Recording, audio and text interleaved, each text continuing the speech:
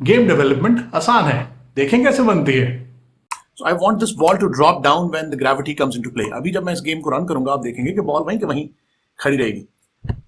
Only thing I need to do is add something called a rigid body. ये नीचे bottom पे button हम click करेंगे add component और यहाँ पे I will add a rigid body. Make sure you're not adding a 2D rigid body. अगर मैं इस गेम को अब रन करूंगा तो आप देखेंगे कि ये बॉल नीचे ड्रॉप होनी चाहिए। So the ball has dropped down.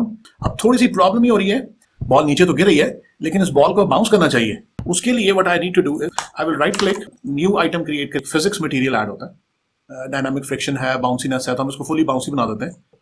अब हम इस फिजिक्स मटेरियल को बॉल पे अप्लाई करेंगे। अब जब हम इस गेम को चलाएंगे तो this ball should actually bounce back and you can see this ball is literally bouncing like a balloon and it is not even stopping.